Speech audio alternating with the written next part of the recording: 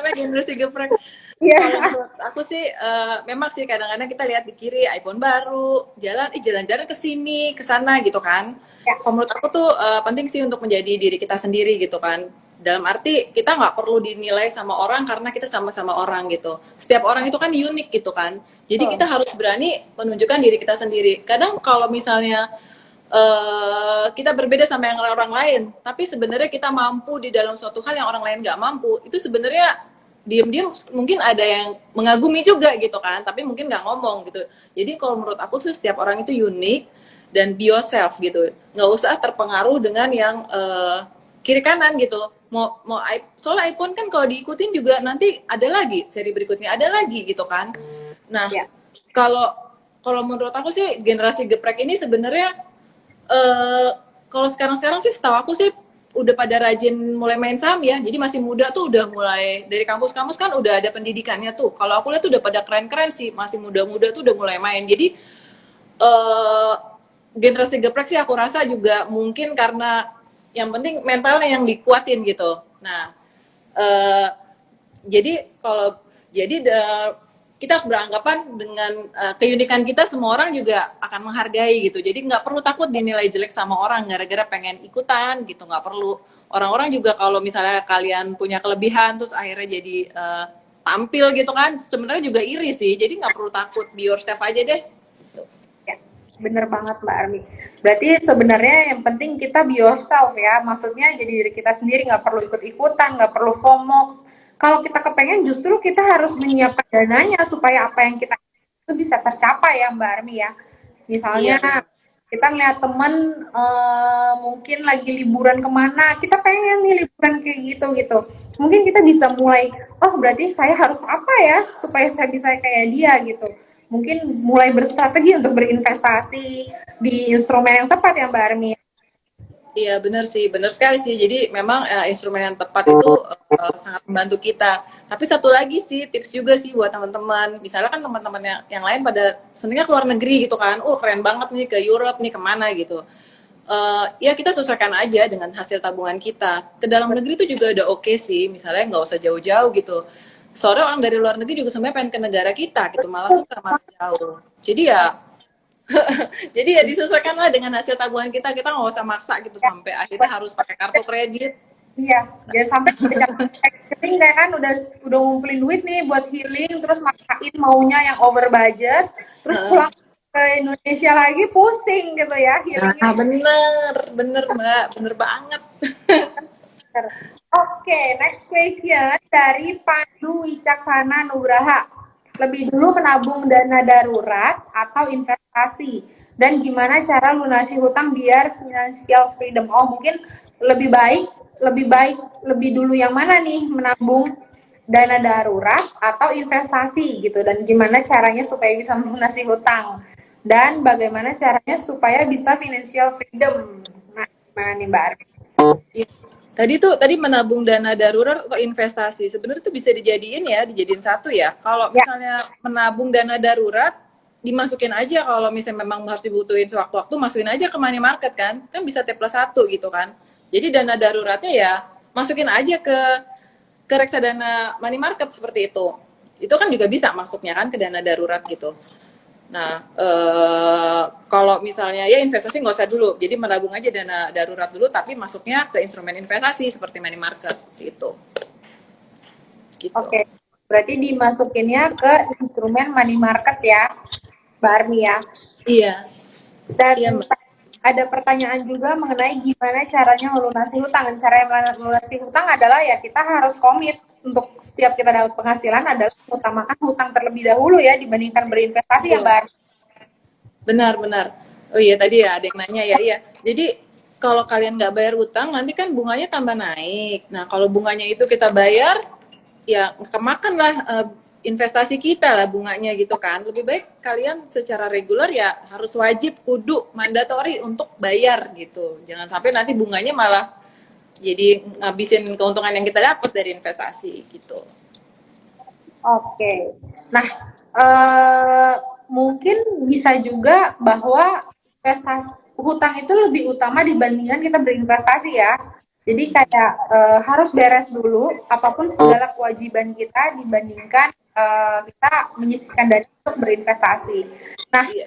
oke, dari Kalista Istiqomah untuk pemula sebaiknya mengambil investasi jangka panjang atau pendek, Bu? Kalau apa, sorry, maaf. Untuk pemula sebaiknya mengambil investasi jangka panjang atau jangka pendek? Oh, jadi memang untuk pemula gitu kan, misalnya memang dananya tuh nggak mau dipakai dalam waktu dekat. Eh, Teman-teman juga mungkin yang baru belajar-belajar ya, juga cobain aja di mungkin kalau misalnya mau belajar karena masih muda gitu ya, nggak ada salahnya sih belajar saham sih gitu. Saham juga kan sebenarnya nggak semuanya yang risikonya sangat tinggi, Kak. Teman-teman tuh bisa lihat reksadana yang underlying-nya tuh lebih ke blue chip gitu. Ke blue chip itu istilahnya dia tuh lebih kapasitasnya lebih besar, jadi dia lebih ke dalam keadaan volatile dia mungkin lebih stabil gitu. Walaupun memang tetap aja dia ke bawah market. Nah, itu mungkin juga teman-teman mesti mulai belajar gitu kan. Jadi mungkin masukin di persentase dikit lah untuk bisa ngerasain gitu gimana rasanya berinvestasi di reksadana saham. Kemudian kalau misalnya ada dana lebih juga bisa ditaruh di reksadana pendapatan tetap seperti stabil income fund ini yang dari kita gitu. Nah, kalau untuk yang sehari-hari mau dipakai itu belum dipakai dalam mungkin baru dipakai 2 minggu lagi atau bulan depan bisa taruh di money market gitu sih. Oke, berarti sebenarnya banyak instrumen dari Star Asset Management yang bisa diinvestasikan ya, betul ya Mbak Armi ya? Iya, benar, benar sekali. Kebutuhan dari para investors nih. Nah, next question dari Yuda Pratamasan, tip investasi agar tak FOMO dan keburu cut loss biar konsisten dan bisa nunggu cuan pada cuan nunggu waktu dan momen. Itu gimana, Mbak? Karena memang Mbak biasanya FOMO, ya, FOMO apa Mbak FOMO? FOMO itu ikut-ikutan, Mbak. Istilah anak zaman now sih memang. Kebetulan saya juga baru tahu gitu. Live kemarin kalau nggak salah baru tahu istilah FOMO gitu. Jadi ternyata supaya Iya, kita iya, iya. gitu ya ikuti pelan cut loss gitu dan supaya lebih konsisten gitu. Iya, jadi Ya, berarti kan ngomongnya lebih ke arah saham ya tadi ya. Kalau misalnya ada cut loss, kemudian pada saat yang tepat dilepas gitu ya.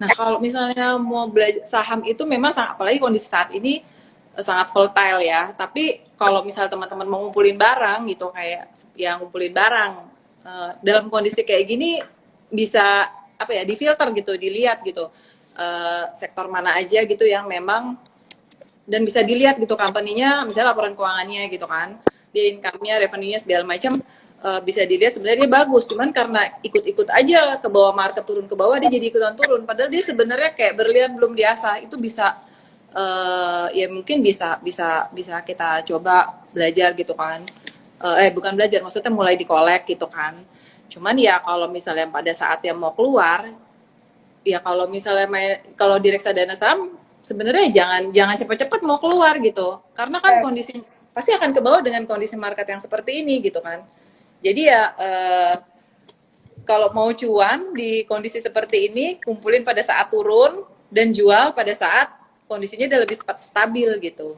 betul. Nah kalau kondisi sekarang sih mungkin udah mulai bisa lumayan apa mulai ambil lah ya mulai beli sedikit-sedikit lah kumpulin gitu dari sekarang karena mungkin ya tahun depan diharapkan marketnya bisa lebih nggak volatile dibandingkan saat ini walaupun beberapa kemungkinan tuh selalu ada gitu. Oke, berarti sebenarnya ya kita harus sabar ya kalau memang sudah lagi rugi ya jangan di cut loss gitu ya, tapi tunggu aja karena pasti reksadana itu akan naik gitu ya Mbak Armi. Dan yang penting sebenarnya adalah reksadana tuh better kalau kita menggunakan metode dollar cost averaging. Di saat turun, di saat nilainya turun ya kita kalau ada dana kita top up ya Mbak Armi ya supaya pada saat nanti dia harganya terbang bisa ikut naik gitu ya. Kalau di reksadana saham mungkin lagi trading juga bisa dilakukan konsep yang sama gitu. Iya. Dan bahwa yang paling benar adalah setiap kita mau berinvestasi kita kan sudah menentukan tujuan nih, goals kita apa gitu. Dan tadi Mbak Armi di awal juga sudah menjelaskan mengenai time horizon gitu ya. Jadi kita harus komitmen, harus konsisten dengan apa yang kita sudah rencanakan, tujuan kita apa, dan apa yang harus berapa lama gitu ya untuk mencapai tujuan kita itu.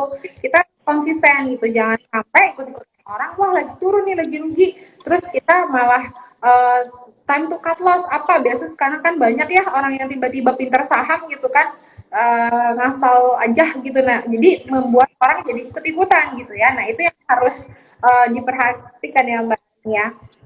Iya, iya makanya makanya dari awal pemilihan ketika coba masuk itu teman-teman sudah melakukan apa ya, kayak belajar sedikit lah gitu, baca-baca misalnya fun fact sheet-nya gitu kan, strategi seperti apa. Terus kalau untuk teman-teman yang langsung masuk ke market ya mesti belajar tuh, belajarnya lebih dalam lagi gitu kan, company-nya tuh seperti apa, emitennya seperti apa gitu. Tapi ya biar teman-teman nggak pusing sih, baiknya sih ke reksadana aja ya, kan kita ada fund manajernya, tiap bulan dikasih ya.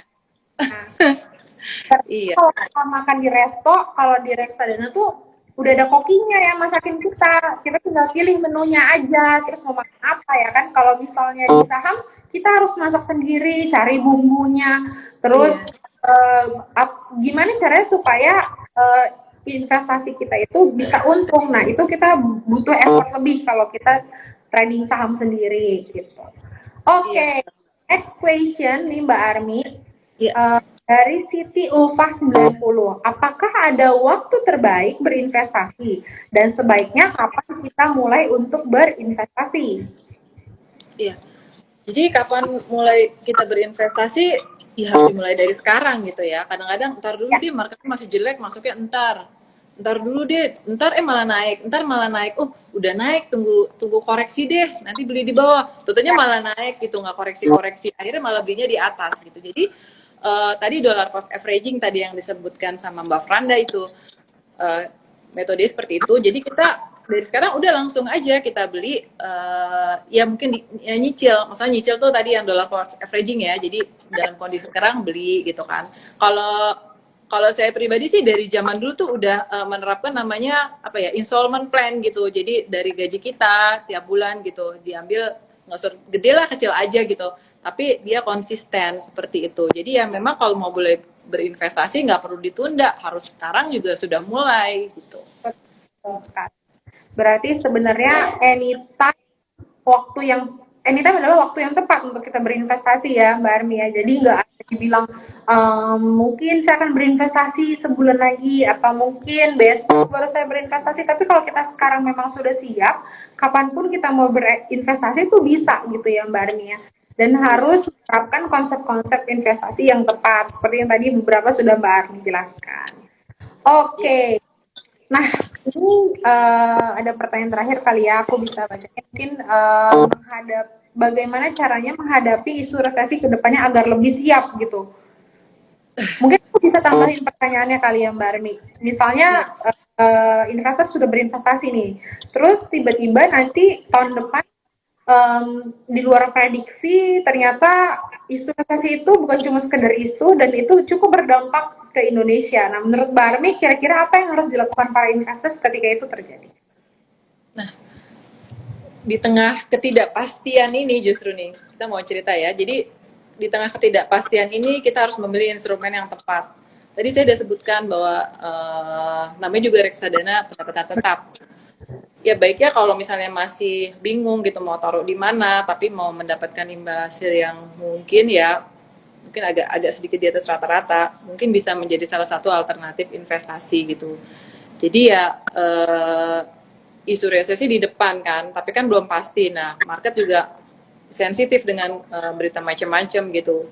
Udah taruh aja di tempat di reksadana pendapatan tetap gitu. Teman-teman bisa pelajarilah produk kita yang ada di InvestNow, yaitu Stable Income Fund seperti itu.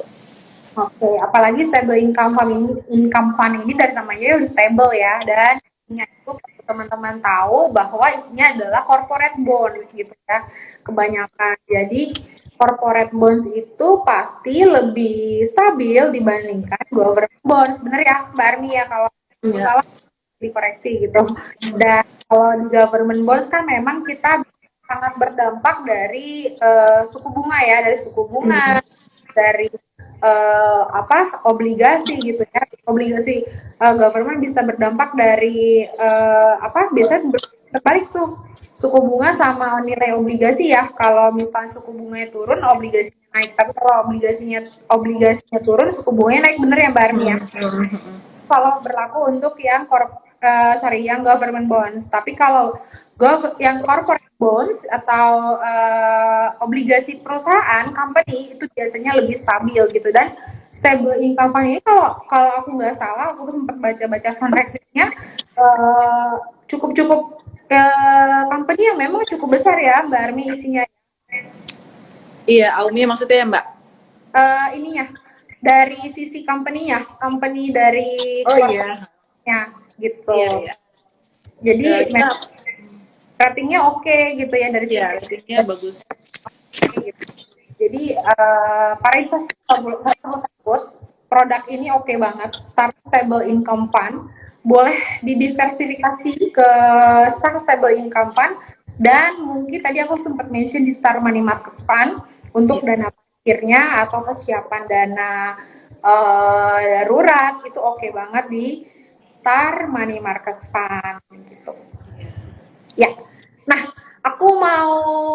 kita udah di penghujung acara nih, mau terima kasih sama Mbak Armi sudah meluangkan waktu, sudah mau, apalagi Mbak Armi sibuk banget kayaknya, udah mau sama Invest Now hari ini gitu. Terima kasih banyak Mbak Armi buat waktunya.